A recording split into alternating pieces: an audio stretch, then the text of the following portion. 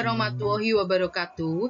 Bertemu lagi dengan Bu Sela pada mata pelajaran seni budaya kelas 7. Nah, anak-anak, di bab yang ketiga ini kita akan belajar seni musik.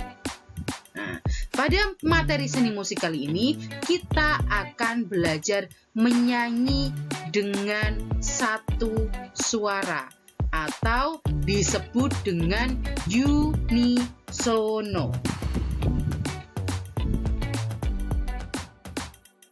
Sebelum kita masuk ke materi, Bu Sela bacakan dulu tujuan dari pembelajaran kali ini. Yang pertama adalah mengidentifikasi keragaman lagu dan musik daerah sebagai warisan budaya Indonesia. Kemudian kalian bisa mendeskripsikan keragaman lagu dan musik daerah.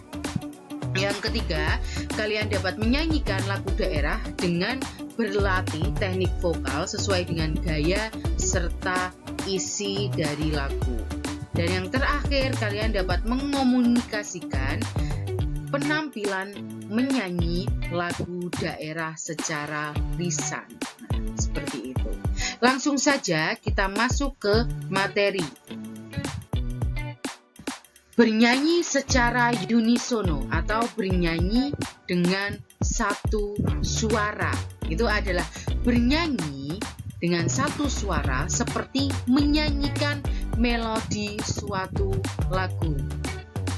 Partitur lagu dalam bernyanyi unisono hanya melodi saja. Lagu daerah yang merupakan warisan budaya dapat dinyanyikan secara unisono. Jadi menyanyi menggunakan satu suara.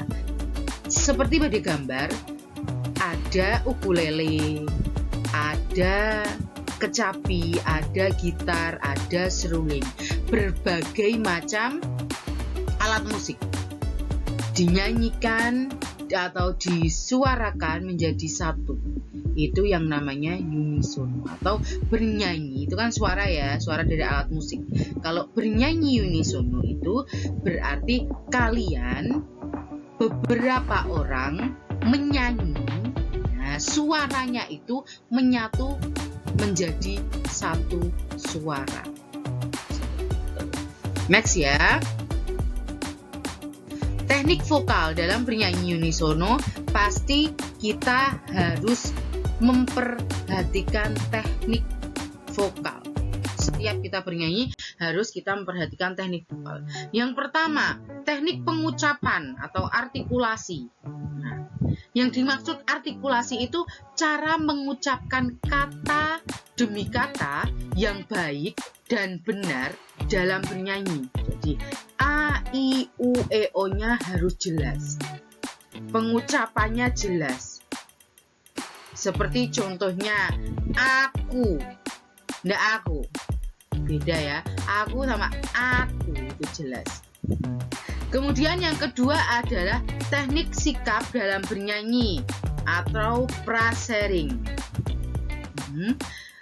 Aturan prasering adalah aturan pemenggalan kalimat yang baik dan benar sehingga mudah dimengerti dan sesuai dengan kaidah-kaidah bernyanyi yang berlaku. Nah, aturan pemenggalan kalimat seperti kita ya. Seperti kalimat seperti ini. Bisa contohkan. Saya pergi ke pasar. Saya pergi ke pasar. Kalau dijadikan patah-patah itu tidak sesuai dengan kaidah kalimat yang benar. Pemenggalannya harus saya pergi ke pasar.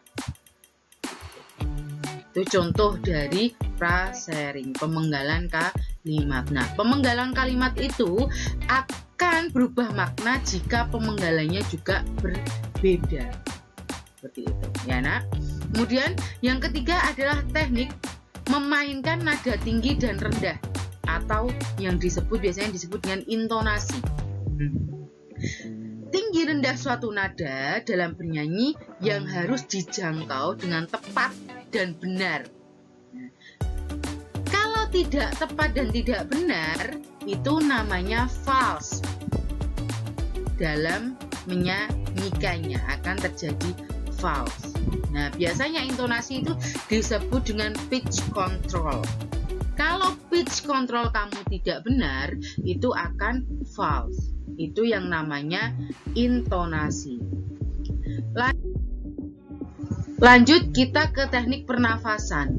Dalam teknik pernafasan ada 3 tekniknya.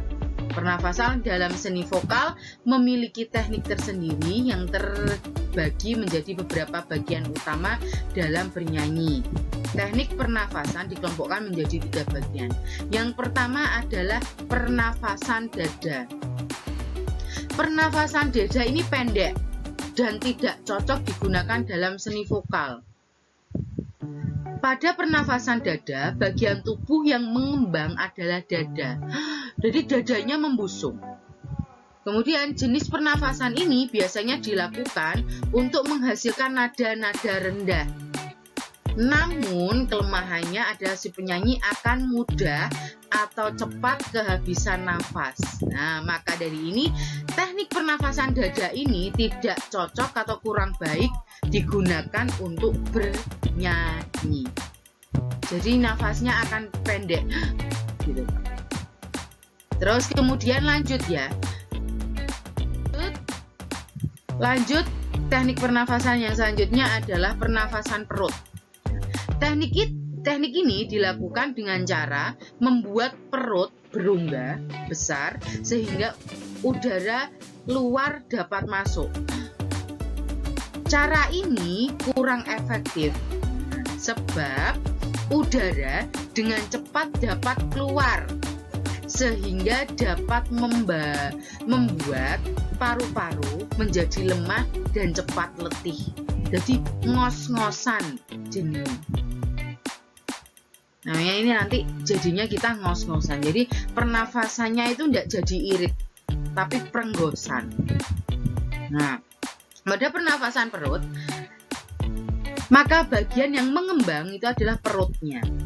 Dan jenis pernafasan ini dapat menghasilkan suara yang sangat keras. Namun tidak begitu baik digunakan dalam bernyanyi, apalagi untuk mengikuti kompetisi bernyanyi, karena pernafasan perut ini membuat suara kita jadi melengking atau memekakkan telinga seperti itu. Nah, lanjut ke yang terakhir. Teknik pernafasan yang terakhir adalah teknik pernafasan diafragma. Dalam pernafasan diafragma ini, teknik yang paling cocok atau yang paling baik digunakan dalam bernyanyi. Sebab pada saat diafragma menegang atau lurus, maka rongga dada dan rongga perut menjadi longgar. Nah, pada saat itu volume menjadi bertambah dan hal tersebut dapat membuat tekanan berkurang sehingga udara dari luar dapat masuk ke dalam paru-paru dan nafas yang dikeluarkan dapat diatur secara sadar oleh diafragma, dan otot-otot pada bagian samping kiri itu jadi dapat di otot-otot pada bagian kiri itu bisa mengatur diafragmanya.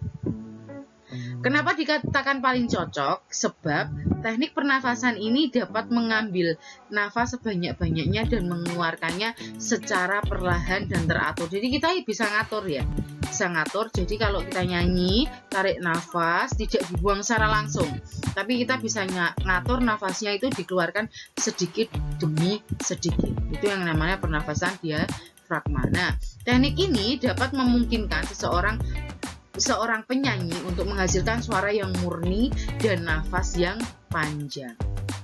Itu yang namanya pernafasan diafragma. Maka dari itu, teknik ini cocok digunakan untuk bernyanyi. Lanjut, berlatih vokal.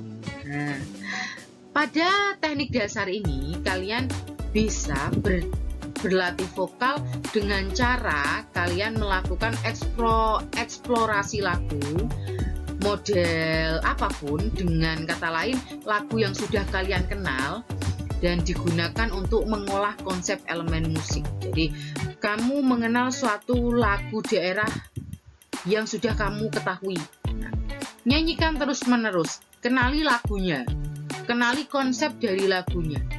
Nah, dengan seperti itu, kamu akan mengerti atau dapat menyanyikan lagu tersebut dengan baik.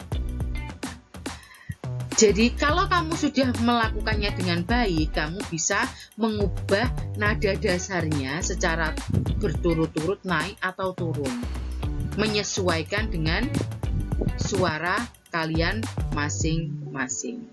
Begitu caranya kalian berlatih vokal.